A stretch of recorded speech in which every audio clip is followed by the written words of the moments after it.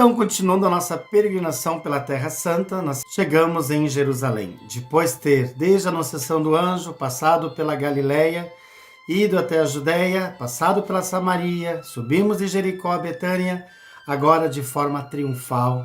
Como os judeus acolheram Jesus, assim nós vamos também receber e saudar essa cidade santa. Cidade da paz é a tradução de Jerusalém. Quando nós chegamos lá com os grupos no Monte Scopus, nós pegamos esse pequeno cálice feito de oliveira e aqui tem vinho dentro, o vinho que eu trouxe lá de Caná da Galileia. E eu vou brindar aos meus amigos judeus, aos meus amigos que eu fiz na Terra Santa, e quem me conhece sabe que eu moraria lá tranquilamente. E quero saudar vocês, meus amigos, nessa preparação da Páscoa.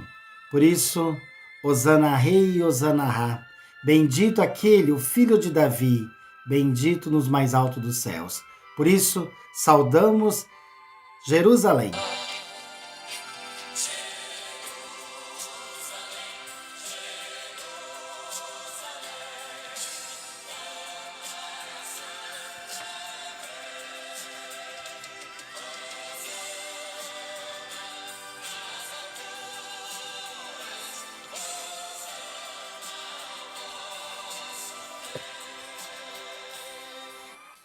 Obrigado.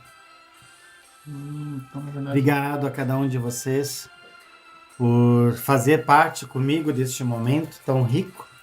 E aqui nós temos mais algumas imagens no Domo da Rocha, da cidade santa de Jerusalém.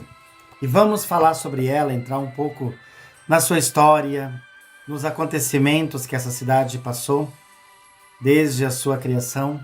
E hoje é a capital de Israel, uma das cidades mais importantes do Oriente Médio. Então, continuando a nossa cidade de Jerusalém, que hoje tem aproximadamente entre 900 a 1 milhão de habitantes, esse censo é de 2017. 2017 dizia 900 mil, né? Para 1 milhão de habitantes. É uma cidade que foi de conflitos. Foi destruída 2 vezes. Foi sitiada 33 vezes, ela foi atacada 52 vezes, ela foi capturada e recapturada 44 vezes. As primeiras edificações em Jerusalém surgiu no 4º século antes de Cristo.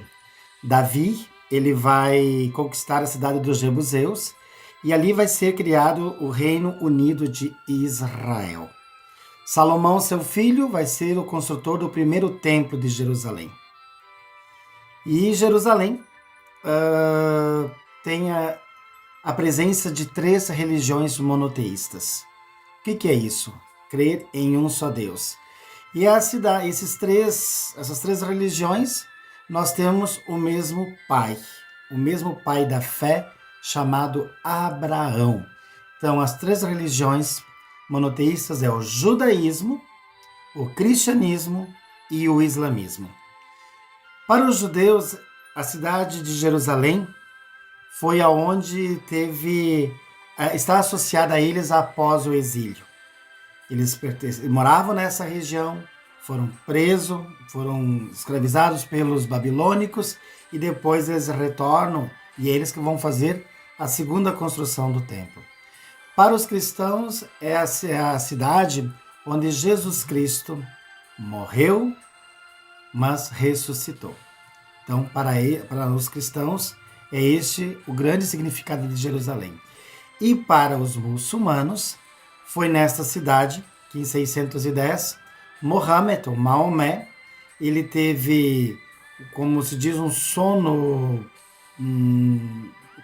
como posso dizer melhor? Teve uma viagem noturna, essa palavra que eu quero usar. Uma viagem noturna que foi levado aos céus e lá ele teve uma conversa com Deus, ou seja, com Alá. Então, então por isso que essa cidade é muito importante para as 3 religiões monoteístas: judaísmo, cristianismo e islamismo.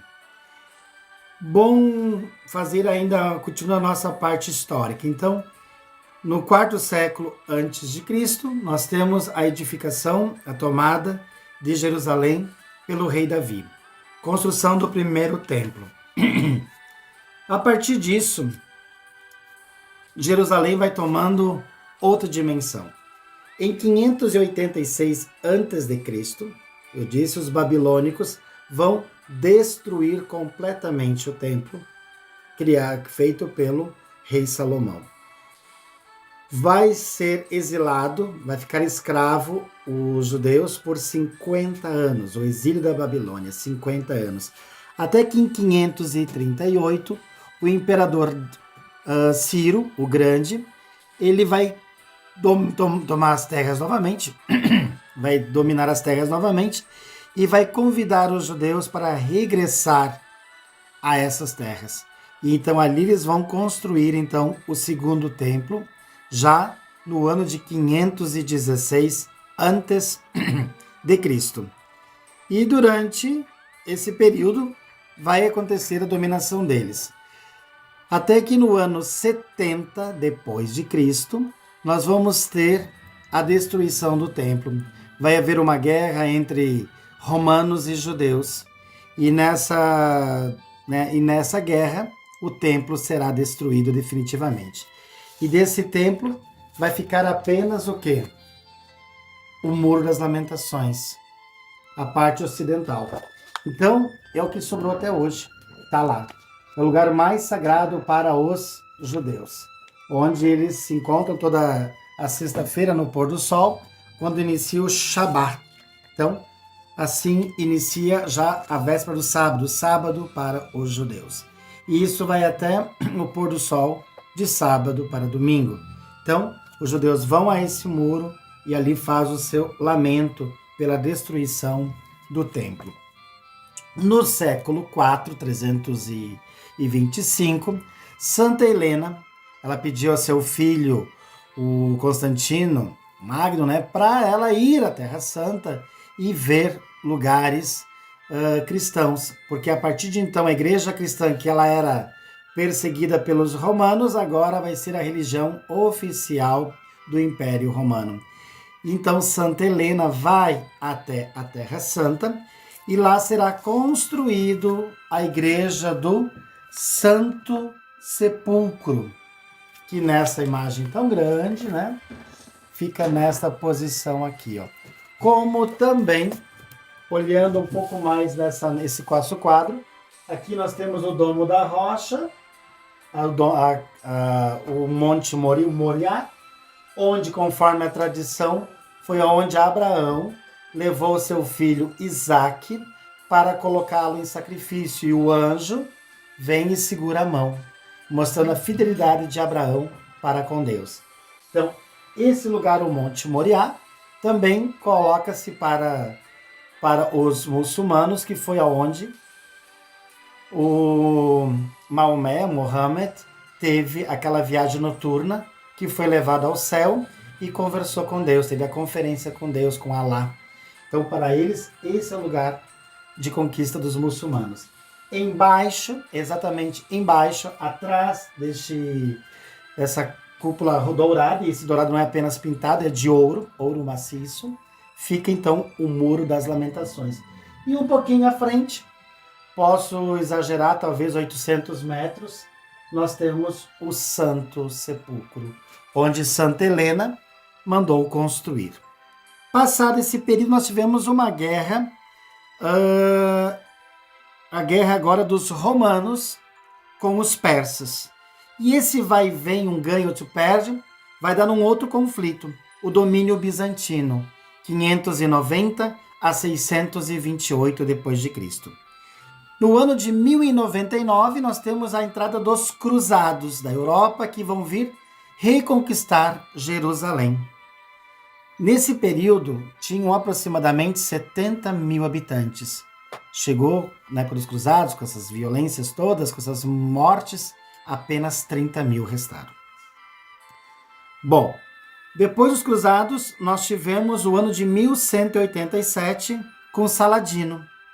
Já em 1244, os tártaros corásmios, que vão dominar a região. De 1250 a 1517, nós temos os mamelucos. E de 1517 até 1917, nós temos os turcos otomanos, que vão dominar toda essa região. Em 1917, nós temos a Batalha de Jerusalém, onde nós temos o exército britânico vai capturar a cidade das mãos dos otomanos. Em 1922, na Liga das Nações, sob a Conferência de Lausanne, confiou então nessa conferência o Reino Unido para eles administrarem a cidade. Nesse período, já contava com 165 mil habitantes, sendo 2/3 judeus e 1/3 de muçulmanos e cristãos. Passado isso, nós temos 1947, dia 29 de novembro, uma reunião extraordinária na ONU, onde estava o brasileiro Oswaldo Aranha, nascido no Rio Grande do Sul, na cidade de Alegrete. Ele era o secretário da ONU nessa ocasião, e foi chamado uma reunião extraordinária. O presidente não estava da ONU, foi o secretário. E ali foi criado o Estado de Israel. Mas aí, depois do Estado de Israel, temos a Guerra dos 6 Dias, na década de 60, até chegar nos dias de hoje. Ou seja, é uma região de grandes conflitos. Mas é chamada Jerusalém Cidade da Paz.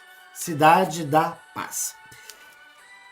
Em 1538, no período de Solimão Magnífico, nós temos a construção da muralha. Já existia uma muralha na época dos romanos.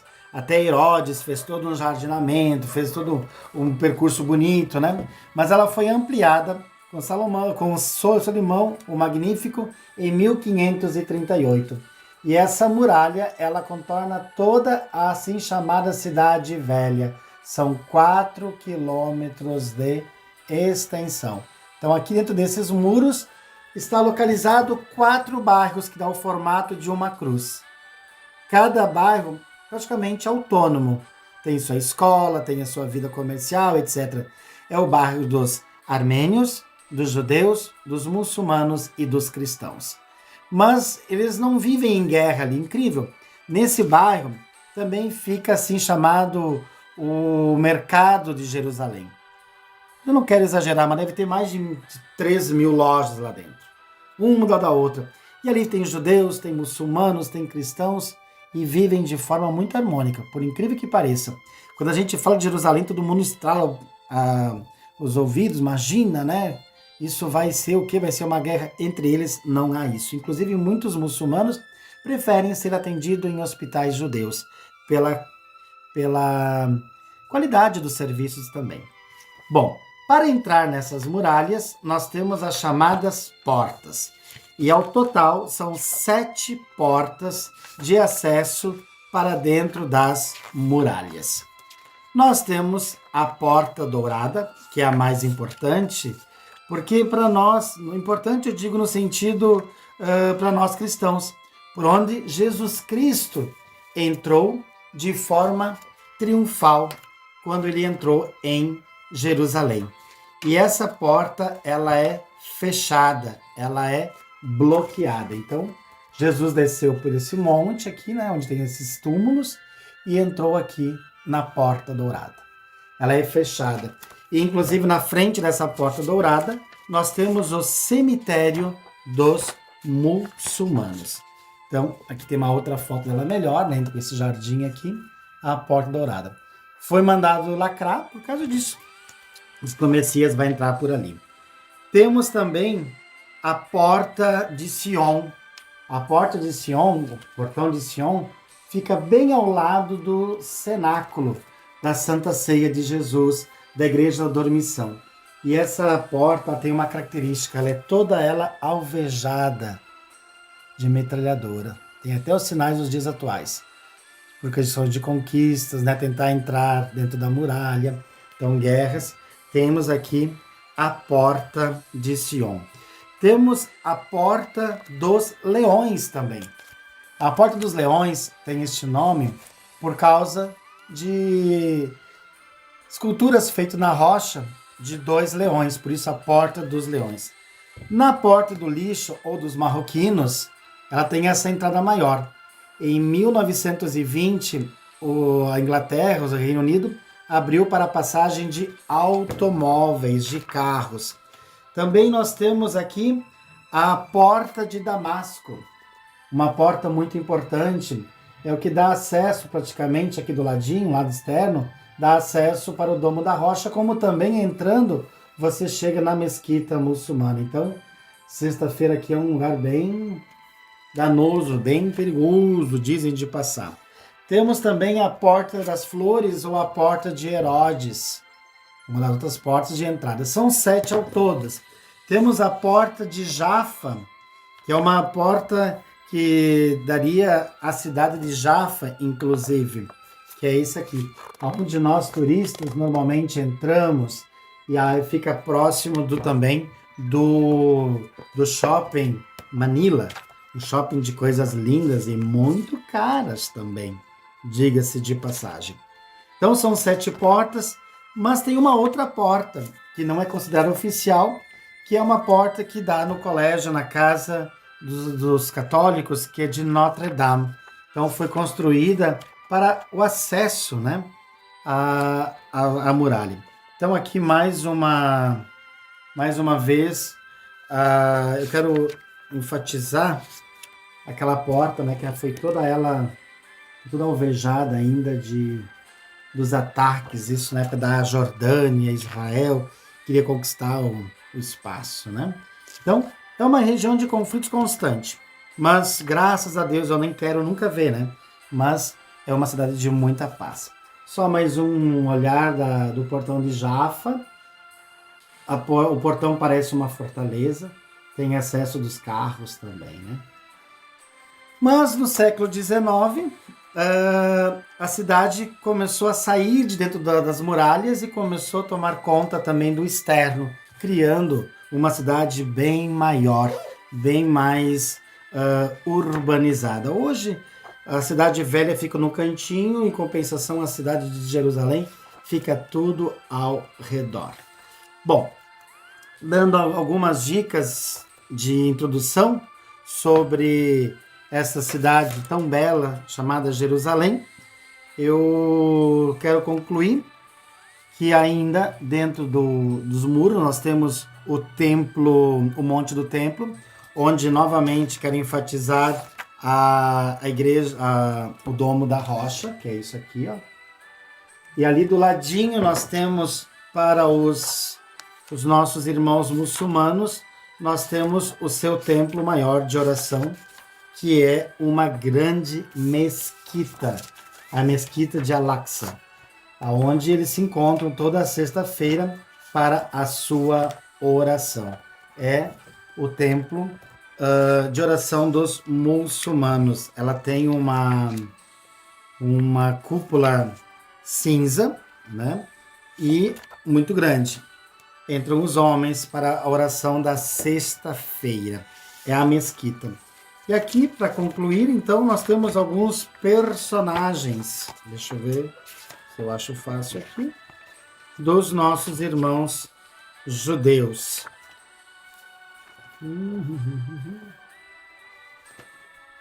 Sabe aquela coisa? Tu estava na página e aí tu começa a puxar um outro assunto e aí aquela página que você queria desaparece. Isso que é fazer a coisa ao vivo. Aqui nós temos, então, o irmão judeu, e aqui nós temos os irmãos muçulmanos, né? Ali um muçulmano com seus trajes. Só mais um detalhe ainda, antes de concluir, sobre o Muro das Lamentações. O Muro das Lamentações é colocado em 2 partes, mulheres de um lado e homens de outro, para fazer oração.